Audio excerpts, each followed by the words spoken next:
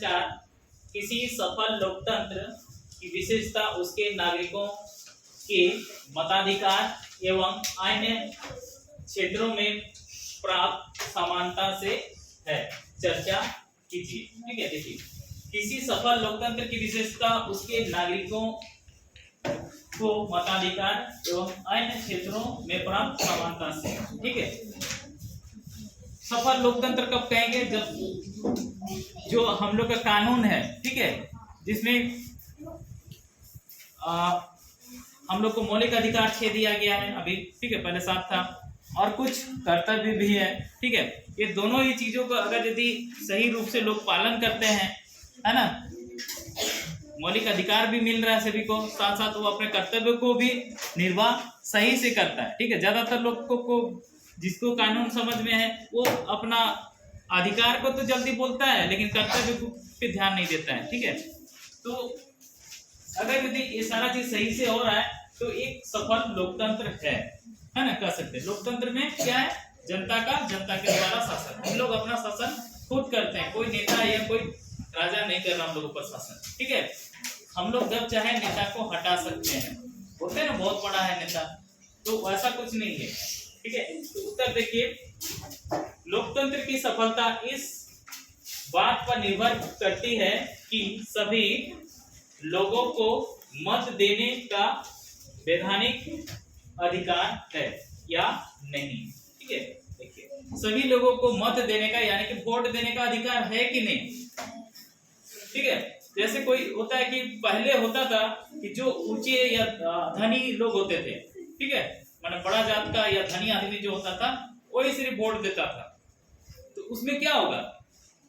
जो नेता बनेगा वो बड़ा लोगों को ही ध्यान देगा, लेकिन जब अब गरीब और जो छोटा जात के लोग जिसको माना गया था, ठीक है, उनको भी जब वोट देने का अधिकार मिल गया, तो अब देखिए ये लोगों का संख्या ज्यादा था, गरीबों की संख्या ज्यादा है। ठीक है, हर एक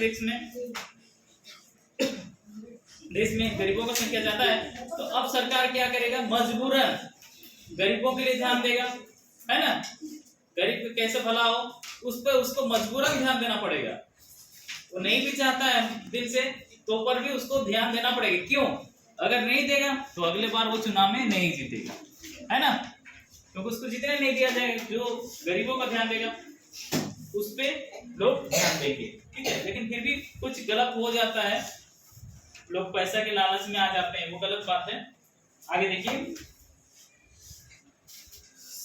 सार्वभौमिक वयस्क मताधिकार का विचार समानता के सिद्धांत पर आधारित है।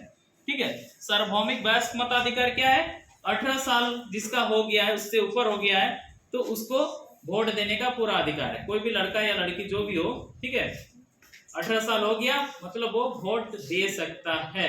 ठीक है, अपना पसंद का कोई भी उम्मीदवार, ऐसा नहीं कि मेरा घर का आदमी एक उम्मीदवार को दे रहा है तो हम भी उसी को ही दें। हमको मन करता है कि नहीं हम दूसरा को दें तो दूसरा को भी दे सकते हैं। ठीक है, अपना उसमें कोई दबाव नहीं दे सकता है, और वो गुप्त रखा जाता है कि हम किसको वोट दें, उसको हम लोग यहाँ पर गुप्त मतदान होता है। ठीक है, तो ये समानता के अधिकार पर सिद्धांत है, इसमें कोई किसी को रोक नहीं सकता है ना। हर कोई जिसका 18 साल हो गया मतलब वोट देगा ही देगा। आगे, जो यह घोषित करता है कि देश का हर नागरिक समान है। ठीक है, लेकिन सिर्फ मताधिकार से समाज में नागरिक समानता का उद्देश्य पूरा नहीं हो सकता। ठीक है, सिर्फ वोट देने से ही नागरिक का जो उद्देश्य है वो पूरा नहीं हो सकता।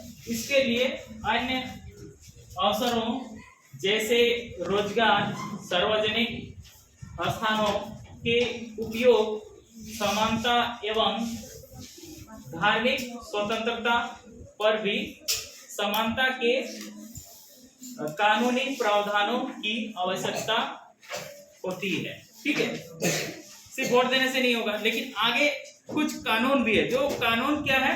सभी के लिए समान होता है, वो अमीर हो, गरीब हो, या फिर नेता हो या जनता हो, है ना, सबके लिए समान कानून है। कोई भी अगर गलत काम करता है तो उसको सजा मिलेगा। ठीक है, जो भी हो, तो ये सारा चीज समानता पे ऊपर करता है। और एक चीज है आरक्षण। ठीक है, बहुत सारे लोगों को आरक्षण का नाम लेने से बुरा लगता है, ठीक है। तो वो देखिए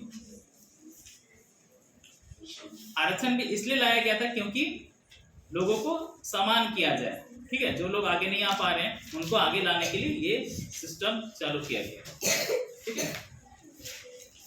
ठीक है, बंद करो।